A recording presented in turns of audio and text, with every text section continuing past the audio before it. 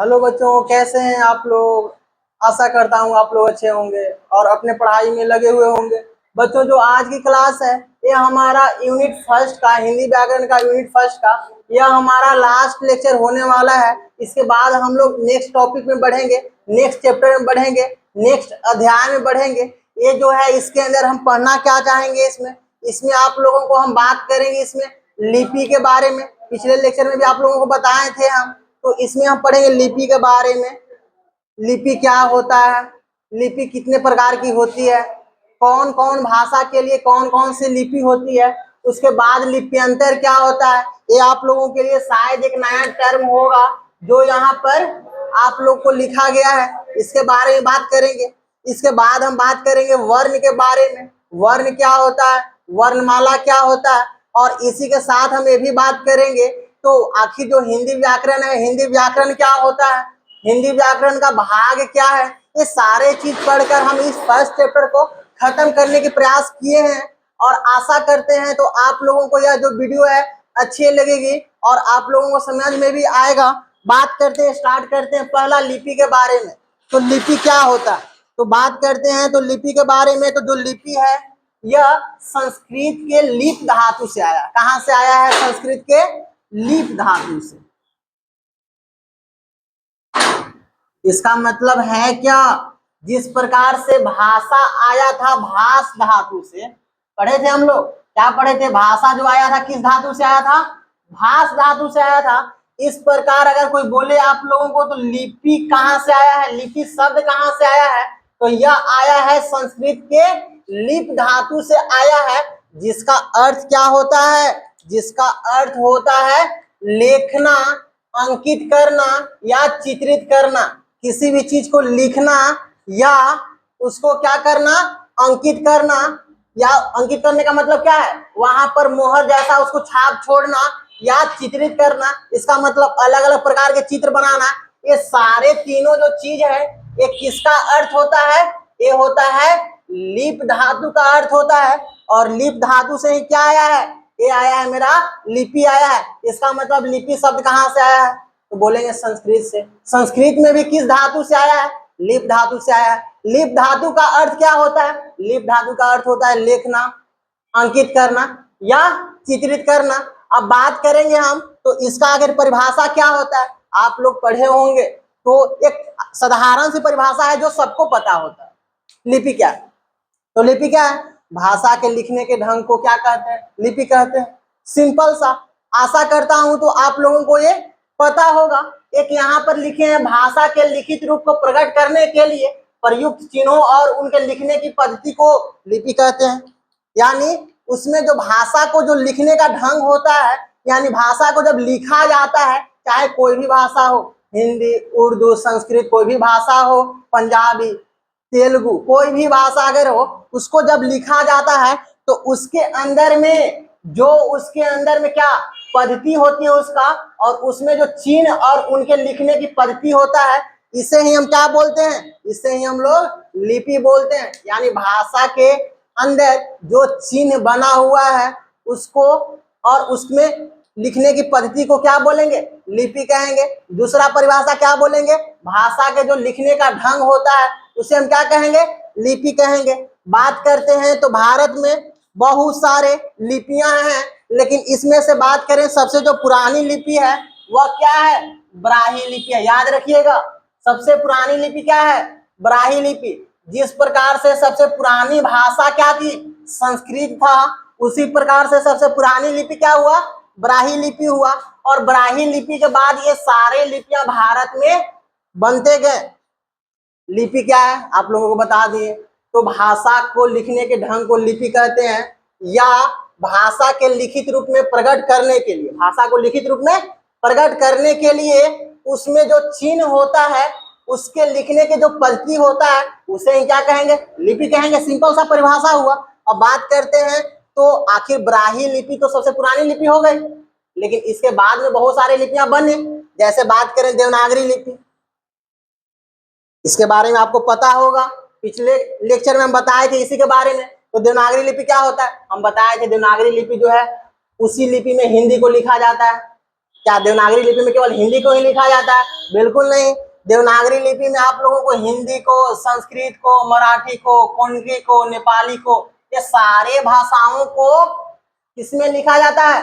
देवनागरी लिपि में लिखा जाता है। गुरुमुखी लिपि में पंजाबी भाषा को, और बंगला लिपि में बंगला, असमिया और ओडिया, ये तीनों भाषा को किस लिपि में लिखा जाता है? बंगला लिपि में लिखा जाता है। तमिल लिपि द्वारा तमिल भाषा को लिखा जाता है, और तेलुगु भाषा को तेलुगु लिपि में लिखा जाता है। कन्नड़ भाषा जो है उसको कन्नड़ लिपि में लिखा जाता है। मलयालम जो भाषा होती है उसको मलयालम भाषा में लिखा, मलयालम जो लिपि है उसमें लिखा जाता है। इस प्रकार से जो उर्दू लिपि है, उर्दू लिपि को हम क्या बोल सकते हैं? फारसी लिपि में बोल सकते हैं। तो उर्दू भाषा को फारसी लिपि में लिखा जाता है। इसी प्रकार से अंग्रेजी नहीं दिया गया, लेकिन आप लोगों को बता देते हैं अंग्रेजी को जो है वो रोमन लिपि द्वारा लिखा जाता है। इस प्रकार सारे जो लिपि हैं, ये लिपि के अंदर अलग अलग भाषाओं को लिखा जाता है। लिपि में जो प्रयोग की जाने वाले जो चिन्हें हैं, जो उसके लिखने के ढंग है, ये सारे क्या है? उसके अंदर प्रयुक्त की जाती है, उसको लिखा जाता है। बात करें जब किसी भाषा के शब्द दूसरे लिपि में लिखे जाते हैं, इसे लिप्यांतर कहते हैं। अब किसके बारे में बात कर रहे हैं? यहाँ पर आप लोगों को टॉपिक लिखा गया है लिपि और लिप्यांतर। तो लिपि और लिप्यांतर, तो लिपि के बारे में तो पढ़ लिए, लिपि क्या है, लिपि कितने प्रकार की होती है ये भी पढ़ लिए, सबसे पुरानी लिपि क्या है ये भी पढ़ लिए। अब हम पढ़ रहे हैं लिप्यांतर। लिप्यांतर क्या है? अगर मान लेते हैं, समझने का प्रयास कीजिएगा, अगर भाषा का कोई एक शब्द है, जैसे हिंदी भाषा का शब्द अगर हम मान लेते हैं, एक छोटा सा प्रयास करें आप लोगों को समझाने के लिए, शायद आप लोगों को समझ में आ जाए। हम यहाँ पे बता रहे हैं, अगर हिंदी में अगर कोई लिख रहा है यहाँ पर अगर मान लेते हैं हिंदी में किसी का नाम लिख रहा है, जैसे मान लेते हैं रमेश, ये इंग्लिश में लिखे हैं हम यहाँ पे, ये किस में लिखे हैं? इंग्लिश में। ये क्या बन गया? इंग्लिश। लेकिन अगर हिंदी में बात करें तो रमेश ऐसे लिखे। तो आप इसमें देखिएगा, तो जो रमेश है इसको हिंदी में लिखा गया और इस रमेश को लिखा गया इंग्लिश में। यानी किसी भाषा के एक शब्द को किसी दूसरे भाषा में लिखा जाता है या दूसरे लिपि द्वारा लिखी जाती है, उसे ही लिप्यांतर बोलते हैं। यानी उसमें क्या में परिवर्तन आ गया? लिपि में परिवर्तन आ गया, भाषा में परिवर्तन आ गया। क्योंकि हम हिंदी से कहाँ चले गए? हिंदी से चले गए अंग्रेजी की ओर। इसलिए हिंदी में जो लिखते थे वो देवनागरी लिपि था, और हम लोग जैसे ही इंग्लिश में गए तो वहां पे लिपि मेरा बदल गया और बन गया रोमन लिपि। यानी यहाँ पे किसका किसका परिवर्तन हुआ? भाषा का भी परिवर्तन हुआ, और इसके साथ में किसका परिवर्तन हुआ? इसके साथ में लिपि का भी परिवर्तन हुआ। इस प्रकार लिप्यंतर क्या होता है आप लोगों को समझ में आया होगा। यही चीजों को हम लिखे हैं यहाँ पर। यहाँ पे क्या लिखे हैं? जब किसी भाषा के शब्द, जैसे हम बताया कि हिंदी भाषा का रमेश ले लिए थे, हिंदी भाषा का सीता, गीता, राधा, कृष्णा, कुछ भी ले रहे हैं, तो किसी भी भाषा के शब्द दूसरे लिपि में लिखा जाता है। जैसे हम बताएं हिंदी में अगर लिखे थे देवनागरी लिपि में था, अंग्रेजी में लिख दिए तो वही बन गया रोमन लिपि। तो हम क्या हो गया? तो दूसरे लिपि में लिखा जाता है, तो इसे ही क्या कहते हैं? लिप्यांतर कहते हैं। लिप्यांतर मतलब समझ में आ रहा है आप लोगों को? तो लिपि में परिवर्तन किया गया है, और लिपि में परिवर्तन क्यों किया गया? क्योंकि वहां पे भाषा बदला। जैसे हिंदी वाले शब्द को अगर हम गुजराती में लिखें, हिंदी वाले शब्द को अगर कन्नड़ भाषा में लिखें, तो हिंदी के लिए जो लिपि था, अब तो लिपि वहां पे इस्तेमाल नहीं की जाएगी। अब तो वहां पे कन्नड़ भाषा के लिए जो लिपि बना था वहां पर कन्नड़ लिपि, वहां पे तो लिपि बनेगा कन्नड़ लिपि बनेगा। इस प्रकार लिपि का परिवर्तन हुआ, और यही लिपि का परिवर्तन जो है ये क्या कहलाएगा? लिप्यांतर कहलाएगा। इसका मतलब जब किसी भाषा के शब्द दूसरे लिपि में लिखी जाती है तो उसे हम लिप्यांतर कहते हैं। बात करें राम, राम जो है देवनागरी लिपि में लिखा जा रहा है, कारण क्योंकि यहाँ पे राम जो है यह क्या है? यह हिंदी का शब्द है, हिंदी भाषा का शब्द है। और हिंदी भाषा का यहाँ पे बताएं आप लोगों को, तो किस लिपि में लिखा जाता है? देवनागरी लिपि। इस प्रकार हिंदी को देवनागरी, लेकिन राम को RAM इंग्लिश कर दिया गया, और इंग्लिश करने के बाद एक कौन लिपि बन गया? इंग्लिश का जो लिपि है रोमन, रोमन लिपि बन गया। इस प्रकार आप लोगों को इसके बारे में थोड़ा सा समझ में आया होगा। भाषा बोलन और सुनने का माध्यम है, बोलने और सुनने का माध्यम। भाषा जो है वो किसका माध्यम है? या तो भाषा को हम लोग बोलते हैं या तो किसी द्वारा सुनते हैं, लेकिन लिपि जो है वो लिखने और पढ़ने की माध्यम होती है। लिपि किसका माध्यम है? लिखने और पढ़ने का। यह बहुत ही इंपॉर्टेंट पॉइंट है जिसको आप बताना चाह रहे। एक चीज आप लोगों को सारे बुक में नहीं मिलेगा, ये आप लोगों को समझाने की प्रयास कर रहे हैं, फिर से इसके बारे में बात कर रहे हैं हम। अब देखिए हम क्या बताना चाह रहे हैं, भाषा और इधर हम लिख दिए लिपि के बारे में। तो समझिएगा दोनों में संबंध क्या है। हम भाषा को क्या कर सकते हैं, हम या तो बोल सकते हैं, क्या कर सकते हैं, बोलते हैं या सुनते हैं, बोलते हैं या सुनते हैं। लेकिन लिपि क्या है? यह जो है लिखने का, भाषा के लिखने का ढंग है ना, इस प्रकार यह किसका है? यह लिखने तथा पढ़ने का, यह लिखने तथा पढ़ने का माध्यम है। क्या है? माध्यम है। इस प्रकार अगर आप लोगों से बोले तो भाषा और लिपि में परिवर्तन क्या है, तो आप बोलिएगा तो जो भाषा होती है वह बोलने तथा सुनने का माध्यम है, तथा लिपि जो होता है यह लिखने तथा पढ़ने का माध्यम होता है। इस प्रकार हम नोट पॉइंट आप लोगों को समझाएं। अब आगे की ओर चलते हैं और यहाँ पर हम अब पढ़ेंगे वर्ण और वर्णमाला। वर्ण और वर्णमाला, ऐसे तो बहुत सारे टीचर लोग जो है वर्ण और वर्णमाला को अलग पढ़ाते हैं, लेकिन हम आप लोगों को इसी में जो पहला अध्याय था भाषा का विकास, इसी के अंदर में इसको भी हम लेकर चलते हैं। कोशिश मेरा यही रहता है तो वीडियो छोटा रहे और कंटेंट हम ज्यादा से ज्यादा दे पाए और डिटेल में कंटेंट दें, ताकि आप लोगों को आधा अधूरा ज्ञान न हो, उसके बारे में इतना ज्ञान हो जाए ताकि क्वेश्चन अगर डीप में भी जाकर पूछे आप लोगों से बन जाए। और इसीलिए हम ये सारे चीजों को खंगाल खंगाल से आप लोगों के सामने लाकर आप लोगों को समझाने की प्रयास करते हैं, बताने की प्रयास करते हैं। मेरा बस एक ही गो यहाँ पर एम है, मेरा एक ही उद्देश्य रहता है। तो अगर जो चैप्टर हमसे आप पढ़ें, भले आप लोगों के लिए एक नया चेहरा हम होंगे, या लग रहा होगा तो शायद यूट्यूब पे एक नया चैनल है, नया सर पढ़ा रहे हैं, ये हमको क्या बता पाएंगे आखिर, इनसे तो बढ़िया वो है। हम ये नहीं बोलते कोई भी शिक्षक बुरे नहीं है और कोई भी स्टूडेंट बोलेंगे तो सारे, इसका मतलब क्या है, तो आप लोगों की मर्जी है। अगर आप लोग मेरा लेक्चर को देखते हैं तो हम इतना जरूर आप लोगों को उम्मीद दिलाएंगे, तो इस चैप्टर से जो क्वेश्चन आएगा वो तो छूटेगा ही नहीं, ये तो फिक्स गारंटी है। और इसके साथ में ये मेरा जो नोट्स अगर आप लोग बनाते हैं तो आप अलग अपना सिलेबस का नोट से 1.5 गुना ज्यादा ये डिटेल नोट्स है, यानी 1.5 गुना ये ज्यादा नोट्स है। अगर आप लोग जैसे फैक्टर ऑफ सेफ्टी लिया जाता है ना, तो हाँ हमको अगर मान लेते हैं तो अगर इतना आदमी को खाना लाना है, तो अगर मान लेते हैं कोई एक अलग से कोई आदमी आ जाए तो उसके लिए हम एक्स्ट्रा बना लेते हैं अपने घरों में। इसी प्रकार हम क्या कर रहे हैं, यहाँ पे आप लोगों को कोई भी चीज बताते हैं तो वहां पर हम फैक्टर ऑफ सेफ्टी लेकर चलते हैं, ताकि अगर मान लेते हैं उस क्वेश्चन को घुमाता है, लैंग्वेज बदल के पूछता है, तो फिर भी आप लोगों को वहां पर कोई परेशानी ना हो, ऐसा महसूस ना हो तो हम सर से पढ़ें और उनसे पढ़ाया हुआ चीज से मेरा क्वेश्चन ना बना। तो हम यहाँ पर इसीलिए अपना मेहनत खूब करते हैं आप लोगों के लिए। अब बात करते हैं यहाँ पे वर्ण और वर्णमाला के लिए। तो वर्ण और वर्णमाला क्या होता है आप लोग पढ़े होंगे, सिंपल सा डेफिनेशन इसका बात करते हैं। वर्ण किसे कहते हैं, तो वर्ण यहाँ पे बताएं तो भाषा का सबसे छोटी जो ध्वनि होती है, भाषा का जो सबसे छोटी मूल ध्वनि होती है उसे वर्ण कहते हैं, सिंपल सा परिभाषा। बात करते हैं वर्णमाला क्या होता है, वर्णों के समूह का वर्णमाला होता है। वर्णों के समूह को क्या कहते हैं, वर्णमाला कहते हैं। वर्णों की संख्या जो है वो कितना है, हिंदी में 52 है। साथ में इसके बारे में एक और पॉइंट, नया नया कुछ पॉइंट सीखने के प्रयास कीजिएगा। तो भाषा का सबसे छोटा उच्चारणीय ध्वनि खंड वर्ण कहलाता है।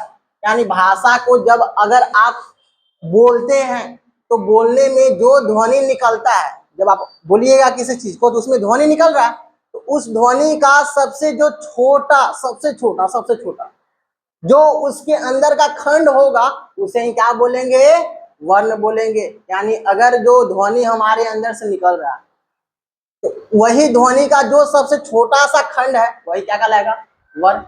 आप लोगों के लिए एक नया परिभाषा यहाँ से सीखने को मिला।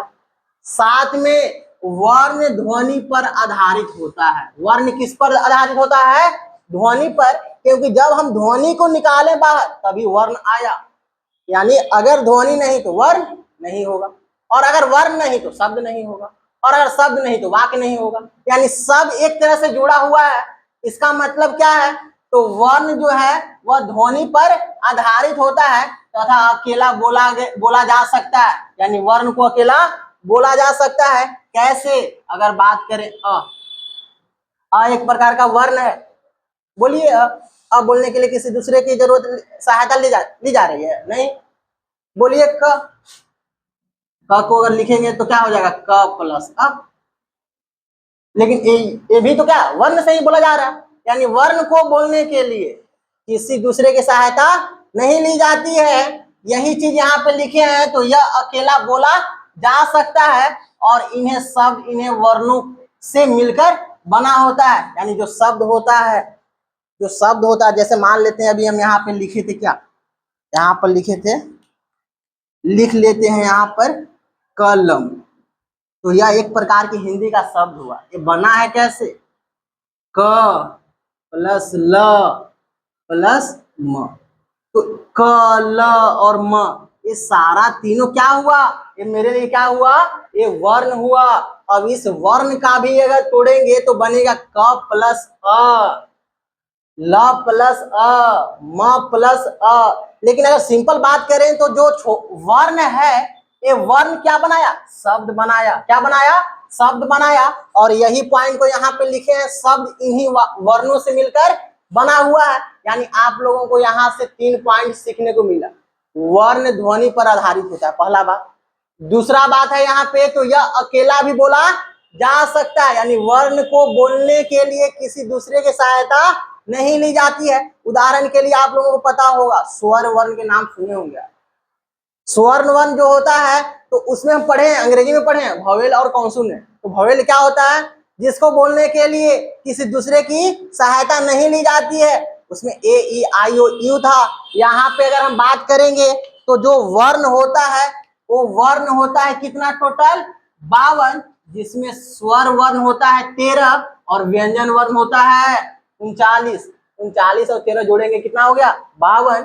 यानी जो स्वर है इसको मतलब समझेंगे तो हिंदी में यह वोवेल कहलाएगा, और व्यंजन है तो समझेंगे हिंदी में कॉन्सोनेंट कहलाएगा। इसी में पवर आ जाता है। इसी में ये सारा चीज जो है क्या है, व्यंजन का बात है। स्वर में अ आ इ ई, ये सारा क्या है, स्वर। तो जब स्वर वर्ण को बोलेंगे तो इसमें सहायता किसी की नहीं ली जाती है।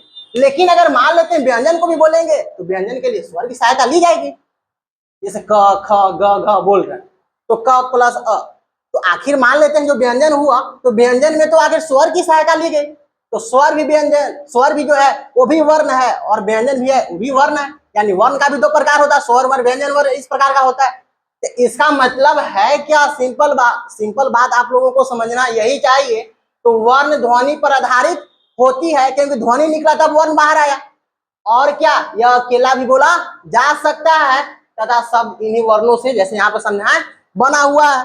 अब बात करते हैं यहाँ पे वर्णमाला के बारे में।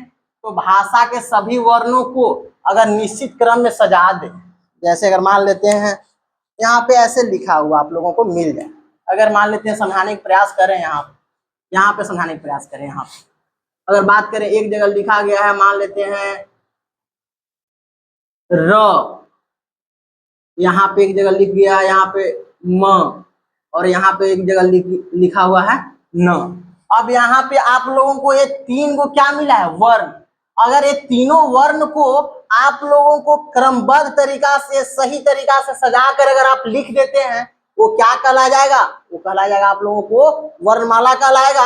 इसका मतलब क्या है, तो भाषा के सही वर्णों के नियत क्रम को एक साथ लिखने को क्या कहते हैं, समूह को क्या कहेंगे, वर्णमाला कहेंगे। अगर बात करें इसको, अगर मान लेते हैं लिखना चाहेंगे तो क्या हुआ, र म न। इसको अगर बनाना चाहेंगे तो क्या बनेगा, र म न। तो यह भाषा का क्या हुआ, क्रमबद्ध तरीका हुआ। नियम क्रम जो है वो एक सही हुआ, तभी यहाँ पे हुआ। इसका मतलब अगर क्या है वर्णमाला, तो वर्ण को अगर हम सही तरह से सजाकर उसका समूह बना देते हैं, तो वही समूह जो कहलाएगा वर्णों का, वो वर्णमाला कहलाएगा। यानी 10 को वर्ण है, 10 वर्ण को अगर सही तरीका से अरेंज करके लिख दिया जाए, तो वहां पर अब एक वर्ण नहीं है, अब वहां पे वर्ण का समूह बन गया, और जब वर्ण का समूह बना सही तरह से तभी उसको वर्णमाला कहेंगे। क्या अगर मान लेते हैं 20 गो वर्ण है, उसको उल्टा पुल्टा करके लिख दे रहे हैं हम, तो क्या वो कहलाएगा वर्णमाला? बिल्कुल नहीं कहलाएगा। वर्णमाला कहलाने के लिए क्या कहलाएगा उसका? तो वर्णों के क्रमबद्ध यानी सही तरीके के जो समूह बनेंगे वही क्या कहलाएंगे? वो कहलाएंगे वर्णमाला। इस प्रकार से आप लोगों को वर्णमाला के बारे में शायद समझ में आ गया होगा। अब बात करते हैं चैप्टर का आखिरी टॉपिक, और वो कहलाता है हिंदी व्याकरण। और हिंदी व्याकरण के बाद इसके साथ जो इसका भाग है, तो हिंदी व्याकरण में कितना भाग है इसके बारे में बात करें। व्याकरण क्या होता है? अगर बात करें तो हिंदी व्याकरण क्या है, तो हम लोग पढ़े हैं, भाषा वह साधन होता है। हिंदी व्याकरण जो है वह शास्त्र है जिसके सहारे, जिसके मदद से या जिसके द्वारा हमें शुद्ध शुद्ध लिखना, शुद्ध शुद्ध बोलना तथा शुद्ध शुद्ध पढ़ना आ जाता है, उसे व्याकरण कहते हैं। आप लोग पढ़े होंगे, बच्चे क्लास से ही सिखाया जाता है बच्चों को। तो आखिर व्याकरण है क्या? व्याकरण एक प्रकार की शास्त्र है, एक प्रकार की पुस्तक है, एक प्रकार की ग्रंथ है जिसके द्वारा हमें शुद्ध शुद्ध पढ़ना, लिखना तथा बोलना आता है, वही कहलाता है व्याकरण। तो हिंदी व्याकरण क्या होता है, इसका एक नए अंदाज में हम लिखने के प्रयास किए हैं।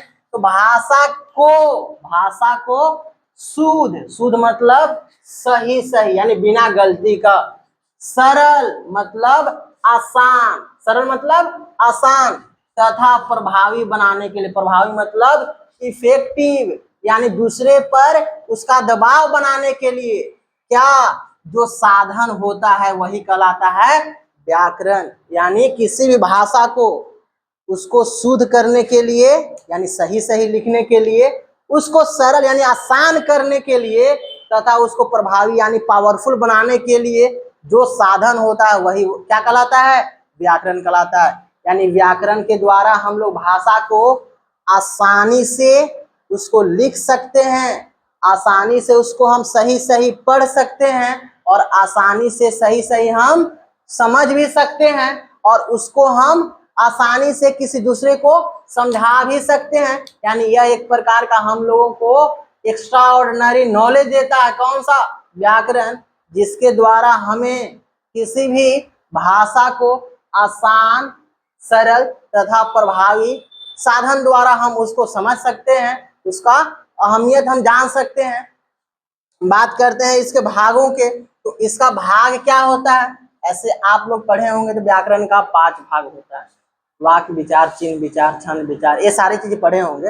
लेकिन यहाँ पे हम और कुछ इसमें ऐड करने की बात किए हैं यहाँ पे। तो इसमें एक होता है वर्ण विचार होता है, एक होता है शब्द विचार होता है, संधि, समास, पद विचार, वाक्य विचार, अलंकार, छंद, रस, शुद्ध अशुद्ध वाक्य विचार। ये सारा जो है ये किसका भाग है? ये सारा है हिंदी व्याकरण का भाग है। यानी हिंदी व्याकरण के अंदर में ही ये सारा टर्म आता है, उसके ही हिस्सा है। आप लोग पढ़े होंगे, शायद आप लोगों को 5 बताया गया होगा, वाक्य विचार बताया गया होगा, शब्द विचार बताया गया होगा, पद विचार बताया होगा, वाक्य विचार बताया गया होगा, और एक यहाँ पर वाक्य विचार के साथ साथ एक आप लोगों को छंद विचार बताया गया होगा। इस प्रकार चिन्ह विचार बताया गया होगा, चिन्ह विचार भी इसके अंदर हो जाता है। तो इस प्रकार आप लोगों को यहाँ पर टोटल कितना 1 2 3 4 5 6 7 8 9 10 11 12 13 को इसका भाग होता है। समास भी इसी के अंदर आता है, संधि भी इसी के अंदर आता है, पद विचार इसी के अंदर, छंद, रस, शुद्ध अशुद्ध, वाक्य विचार इसी के अंदर आ जाता है। यानी इस प्रकार से व्याकरण का भाग जो है वो हम लोग पढ़ने के प्रयास किए हैं। अब इसको हम अलग अलग चैप्टरों में जो व्याकरण का भाग है जिसमें हम पढ़े यहाँ पे वाक्य विचार, शब्द विचार, संधि, समास, ये सारे जो है व्याकरण का जो भाग है, जो अब अलग अलग चैप्टर बन गए हैं, उस चैप्टर को भी हम पढ़ेंगे। क्योंकि यहाँ पे संधि जो है, समास जो है, ये समास बहुत इंपॉर्टेंट चैप्टर है हिंदी व्याकरण में। डायरेक्ट पूछ लेता है कभी कभी समास जो है, इनमें उदाहरण दे देगा, अगर माता पिता कौन समास है। आप लोगों के एग्जाम में बहुत सारे बोर्ड के एग्जाम में पूछता है, यहाँ पर दाल भात किस कौन सा समास है, भाई बहन कौन समास है, तो ये सारा पूछ लेता है। तो आशा करता हूँ आप लोगों को यह चैप्टर जो है बहुत अच्छे से समझ में आया होगा। अब हम मिलते हैं अगले वीडियो में। और वो वीडियो जो होगा एक नया चैप्टर के साथ होगा। तब तक आप लोग इस टोटल जो जितना भी वीडियो लेक्चर बना है, 3-4 को जो लेक्चर है, इसको लाइन बाय लाइन देखिए और साथ में इसको लिखने का भी प्रयास कीजिए। हम इतना जरूर भरोसा दिलाते हैं तो मेरा वीडियो लेक्चर देखकर आप अपना नोट्स कॉपी बनाते हैं, कभी यह नोट्स कॉपी जो है आप लोगों को ये बर्बाद नहीं जाएगा, ये हमेशा ही आप लोगों के लिए उपयोगी साबित होगा। ये आज भी होगा, कल भी होगा और आने वाले 2 साल 4 साल 5 साल बाद भी होगा, क्योंकि जब तक हिंदी ग्रामर है, जब तक हिंदी व्याकरण है, तब तक मेरा जो पढ़ाया गया सारे जो कंटेंट है ये कभी भी कोई गलत नहीं कर सकता है, क्योंकि ये सारे मेहनत के द्वारा बनाया गया है, ये समय देकर बनाया गया होगा। और इसमें समझिए तो पूरी जुनून के साथ आप लोगों को समझाने के प्रयास किए हैं। तब तक आप अपना ख्याल रखिए, अपने पढ़ाई को जोरों शोरों से कीजिए। तब तक मिलते हैं नेक्स्ट वीडियो में। Take care, good bye.